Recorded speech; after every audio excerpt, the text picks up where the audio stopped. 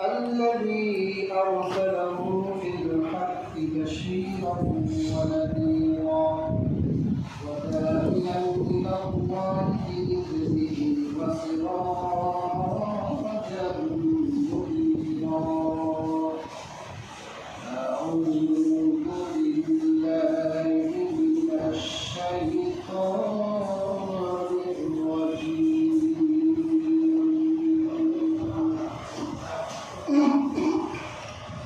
بسم الله الرحمن الرحيم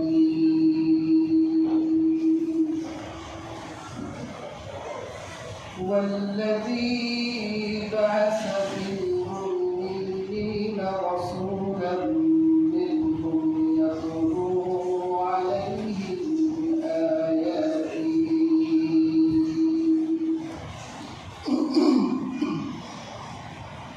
ويزكيهم ويعلمهم الكتاب والحكمة وإن كانوا من قبل لفي ضلال مبين إن الله وملائكته يصلون على النبي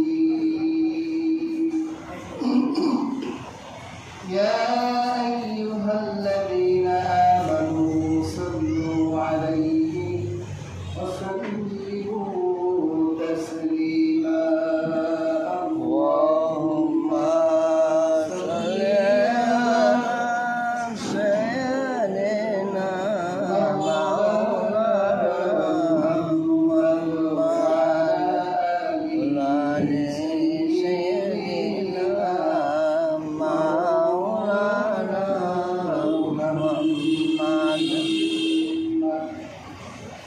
দিবানিশি কান্দে মন আমিও না যন্ত্রণা না যদি থাকতো ঘুরে যাইতাম মদিনা আল্লাহুম্মা সাল্লি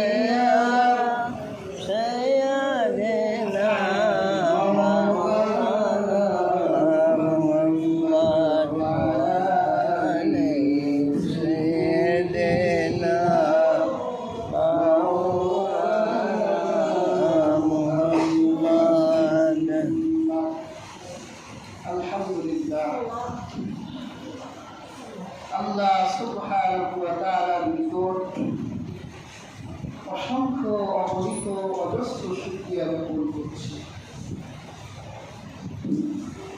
যে মহান আল্লাহ সুবহানাহু ওয়া তাআলা পবিত্র জুমার দিন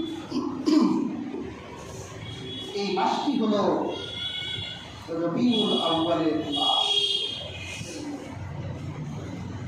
এই মাসে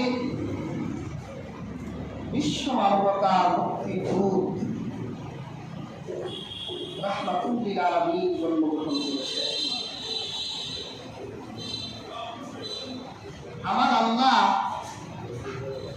এই পৃথিবীতে যত মাখলুক সৃষ্টি করেছে অগণনীয়, যার সংখ্যা বলে শেষ করা সম্ভব নয়।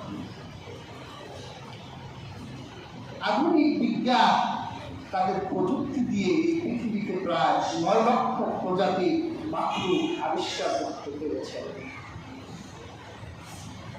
সামনে আরো প্রযুক্তি উন্নত হলে আরো বাড়বে।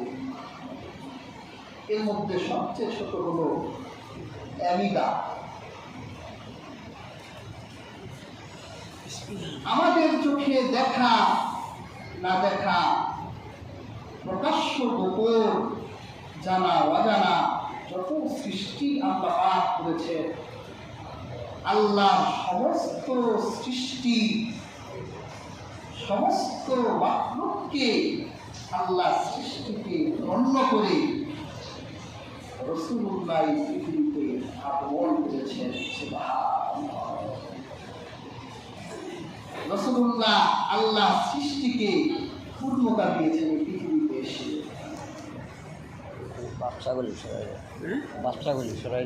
আমার সেই রাসূলের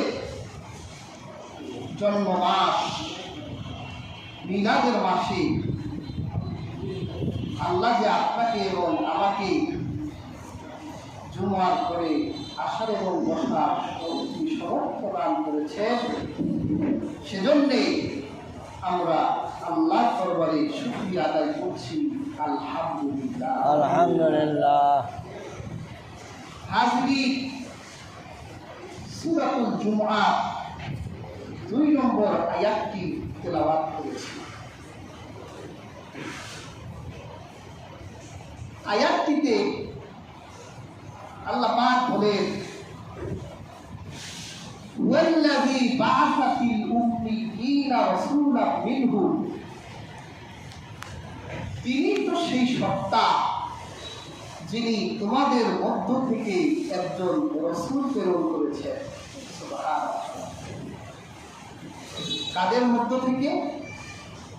আল্লাহ বলছেন তোমাদের মধ্য থেকে, মিনহুম, তাদের মধ্য থেকে। তারা কারা? জিন। রাসূলুল্লাহ কি জিনদের মধ্য থেকে এসেছে? না। আরো 9 লক্ষ প্রজাতির প্রাণ যা আবিষ্কার করেছে তাদের মধ্য থেকেও নয়। অনেকে তোমাদের ব্যাখ্যা করেছেন যে মানব জাতির মধ্য থেকে আল্লাহ তাদের রাসূলকে প্রেরণ করেছেন। আর জমহুর মুফাসসিররা বলেছেন আল্লাহ তার রাসূলকে আরবদের মধ্য থেকে প্রেরণ করেছেন। আরবদের ভাগ্যগত সুপ্রসন্ন যে তারা একজন রাসূল পেয়ে গেছে। সুবহানাল্লাহ। আমরা যদি এরকম একটা রাসূল পেতাম খুশি হতাম না? কত খুশি হতাম। আমাদের কাজী নজরুল ইসলাম ওনার অনাগত কাব্যে মরুভাস্কর কবিতার শেষ 2 লাইনে তিনি বলেছেন, ধন্য মক্কা, ধন্য আরব, ধন্য এশিয়া পূর্ণ দেশ, তোমাতে এসেছে প্রথম নবী গো, তোমাতে এসেছে নবী শেষ। কাজী নজরুল বুঝাতে চাইলে মক্কার মানুষ বড়ই ধন্য, তাদের বুকে রাসূল এসেছে। আরবের মানুষ বড়ই ধন্য, তাদের বুকে রাসূল এসেছে। এশিয়ার মানুষ বড়ই ধন্য যে তাদের এশিয়ায় রাসূল এসেছে। একটা কবির হৃদয়ের ভিতরে ইশকে রাসূল থাকলেই এত চমকপ্রদ কথা বলতে পারে। হাজরিন, আমরা তো সেই কাজী নজরুলকে চিনলাম না যার ভিতরে ইশকে রাসূল আছে। তার লিখিত সঙ্গীতেই এদেশের জাতীয় সঙ্গীত হওয়া দরকার। তিনি কত সুন্দর দেশ নিয়ে লিখেছেন, জালিমদের বিরুদ্ধে লিখেছেন, বিদ্রোহীদের বিরুদ্ধে লিখেছে। তিনি লিখেছেন তারা ওই লৌহ পাপা ভেঙে ফেল, করবে লোপাট, রক্ত জমাট শিকল পূজার পাষাণ দেবী। ওরে ও তরুণ নিশান, বাজাতর প্রলয় নিশান, ধ্বংস নিশান, উরূপ প্রাচীর প্রাচীর ভেঙে। তিনি দেশের মানুষের পক্ষে, মজলুমের পক্ষে, জালিমের বিপক্ষে এরকম বিষাক্ত কথা লিখেছে। তার কথাগুলোই এদেশের জাতীয় সঙ্গীত হওয়ার যোগ্যতা রাখে। রবীন্দ্রনাথ আমাদের মূর্খ বলে গালি দিয়েছে, আমাদের বিশ্ববিদ্যালয় যাতে না হয় সেজন্য তিনি বলেছে মূর্খের দেশে আবার বিশ্ববিদ্যালয় কিসের। এরকম রবি ঠাকুরের বঙ্গভঙ্গের সেই সঙ্গীত কখনো আমাদের জাতীয় সঙ্গীত হতে পারে না। যার ভিতরে ইশকে রাসূল আছে তার সঙ্গীতেই জাতীয় সঙ্গীত হওয়া দরকার। প্রিয় হাজিরিন, আল্লাহ পাক কুরআন কারীমে সূরা জুমআয় বলেন, ওয়াল্লাযী বা'আসা ফিল উম্মিয়িনা রাসূলাম মিনহুম, তিনি তোমাদের সেই সত্তা যিনি তাদের মধ্য থেকে অর্থাৎ আরবদের মধ্য থেকে একজন রাসূল প্রেরণ করলেন। ইয়াতলু আলাইহিম আয়াতিহি ওয়া ইউযাক্কিহিম ওয়া ইউআল্লিমুহুমুল কিতাবা ওয়াল হিকমা ওয়া ইন কানু মিন ক্বাবলু লাফি দালালিন মুবিন। সেই রাসূলের কর্মসূচি হলো তিনি কোরআনের তেলাওয়াত করবেন, ওয়া ইউযাক্কিহিম, তিনি তাদেরকে পরিশুদ্ধ করবেন, ওয়া ইউআল্লিমুহুমুল কিতাবা ওয়াল হিকমা, তিনি তাদেরকে কিতাব শিক্ষা দিবেন, হিকমা শিক্ষা দিবেন।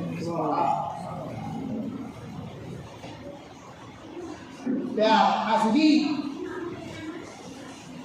আমরা তো সেই রাসূল পেলাম, আমাদের মনের বাসনা যে এরকম একটা রাসূল যদি আমরা পাইতাম, আল্লাহ আরবদের ভাগ্যগত ভালো দিলে এরকম একটা রাসূল আল্লাহ আরবদের মধ্য থেকে দিত। আমরা পেলাম না কেন? আমাদের দোষটা কোথায়?